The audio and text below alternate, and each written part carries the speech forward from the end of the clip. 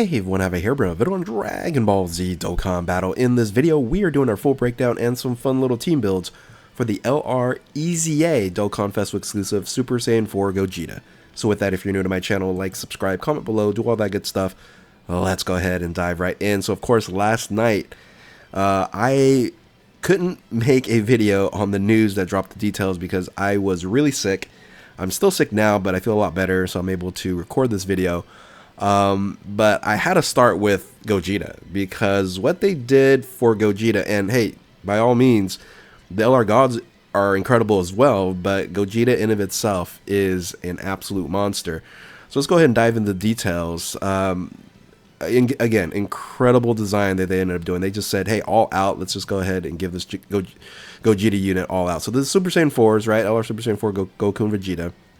The leader skill, surprisingly enough, they didn't really change too much except for adding this one key. So again, we're at the 250, 220% meta. I really would have liked to see them do like Fuse Fighter, GT Heroes, attack and defense 177%. And then they could have had this additional key. And in this case, there's only one subcategory, which is Kamehameha, which is fine, comparable to the teams that you're using. It's they have a lot of options. So here's what they ended up doing that was first and foremost amazing, right? This, both LR gods and this unit here are stacking units, and they went all out, right? They said greatly raises attack and defense, stacking for both 18 key super attack and 12 key super attack. And this is what you want to do. You just want to continue to stack and stack until you transform and you fuse into Gogeta. So let's talk about the passive here. Again, amazing things. They have an active, they have a entrance animation that activates with no condition. Just you come in, you're good to go. Damage reduction 77%, and launches additional super attack, but it is only for one turn. Now this launches additional super attack is important because again you get another stack here, but this is just saying, hey, you know what, that first turn we're not going to have you get crushed.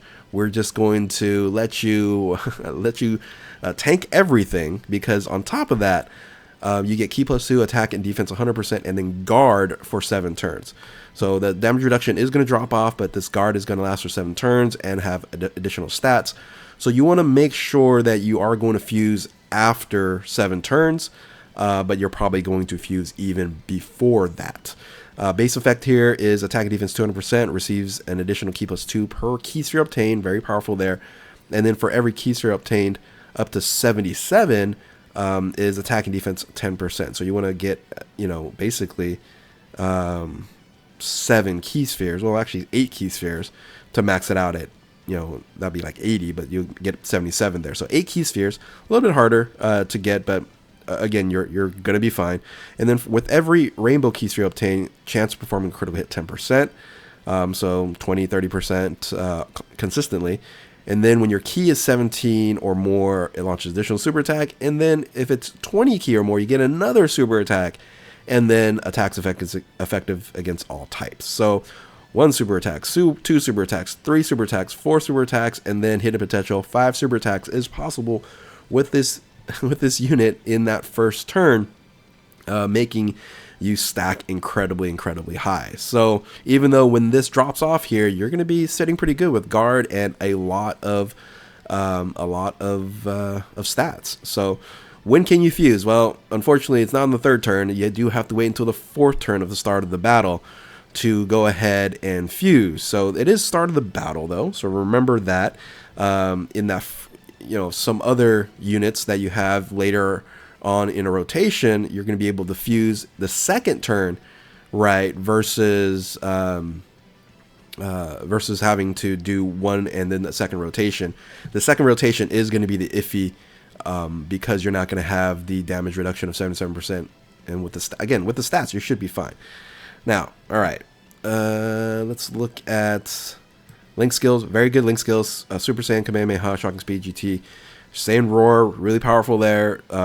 Fierce Battle, Legendary Power. It's on a ton of different categories. Some of these is going to be very useful. Some of these, really not so much. But Fuse Fighters is just incredible right now. So let's go ahead and look after you fuse, right? Once you said, you know, I haven't had enough stacking ability, so you want to do it again prior to 7 turns. Let's go ahead and fuse it up. So you fuse it up and you become just a ridiculous godlike character here. So let's make this bigger. So instead of stacking, now you massively raise his attack and greatly raises defense for 1 turn for the 12 key. And then this is, again, crazy, is your 18 key massively raises attack defense for 4 turns. So you're going to do a mini stack here and then causes mega colossal damage to enemy and disables enemy's action once within a turn. So don't forget about this skill set here. This could disable a super attack in that turn. So again, very, very, very strong passive skill. All right, you get another damage reduction of 77% once you transform. So for that 1 turn, again, another moment in time where you're not going to take any damage. You're pretty much invincible because you're going to have attack and defense 300%. Receives an additional key +2 per key sphere obtained. Attacks effective as all types. Guard. Again, this is all unconditional. Like high chance of performing critical hit. Launches the additional super attack. And unconditional. Foresees enemies super attack forever. Just laid out in the basic effects. Yeah, pretty wild. Pretty wild. A scouter just in a basic effect is just incredible. So for 4 turns from the character's entry turn, randomly changes key spheres of a certain type to rainbow key spheres. So this is important because for every key sphere obtained, now you're able to get 10 key spheres, and that rainbow orb changing could get you a lot higher. But if you get to 10, you get a 100% boost on attack and defense. But then you're also going to get per rainbow key sphere obtained, performing a crit or damage reduction 10%. So if you can get 3 or 4, right, that first turn doesn't matter. First turn, you're going to get like 2 or 3, and you've got 100% damage mitigation. You're fine. You're not going to take any damage. But once this drops off, you'll be able to do like 30, 40 with guard and crazy stacked stats. It's pretty incredible. So then when activating active skill or when key is 24, attack 50%. And here is where, or actually the next one is where this unit just becomes absolutely ridiculous. So you have the damage reduction rate 50% when within the turn when your HP is 50% or less, which is fine. This is really great if you're kind of in a sticky situation. But right here, this is ridiculous. When receiving a super attack, any super attack, not, you know, key or unarmed or whatever, right? It's any super attack. Great chance, 70% chance of nullifying and then countering with tremendous power. Oh, by the way, if your enemy is just one enemy and your enemy's HP is 50% or less, guaranteed, but 70%, you're going to pretty much, every single time someone super attacks you, you're not going to take any damage. And if you do, you have all this in front of you. This is absolutely ridiculous. And remember, nullifying isn't the same as dodging.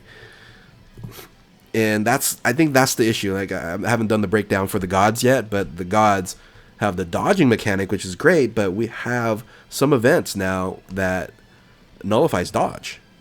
You're not nullifying.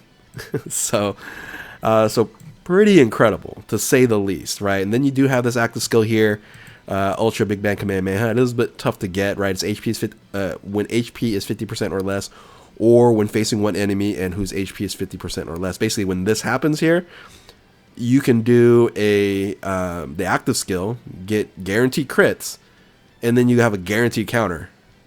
If that, because you know where the super attack is. It's wild. Anyway, best link partner. Well, of course, it's going to be Super Saiyan 4 Goku, right? LR34 has been waiting for this individual. So I did just do the transform because this is where the highlight's going to be. So once you get linked up, these are the 6 links that activates. You're going to get 15% to attack with Super Saiyan. You're going to get 25% and 10% defense with Saiyan Roar. Again, these are all link level 10. Attack 10% when performing super attack. Key +2, and then attack defense 10% for GT, which is very powerful. And then attack 20%, and then legendary power gives you attack 50% when performing super attack. So the crazy amount of damage you're going to do with this unit here is only for, it's only shadowed by, by these nullification and his great defense. This is crazy how strong this unit is. So Can it be considered the best unit in the game? Because of its leader skill and how limited that leader skill is, I'm not going to give it number 1, but after the Dokkan Festival exclusive new units on there, it has to be sitting in the number 3 spot, right? So, absolutely incredible. This is a beast of a unit. Let's talk about teams, right? Let's talk about teams here. So, welcome back. As a leader, Fuse Fighter GT Heroes, 170%, and then 30% with Kamehameha. Look at this crazy team, okay? You have the Super Saiyan 4s in main rotation. Remember that the second turn is going to be the iffy one. But you can say, you know what?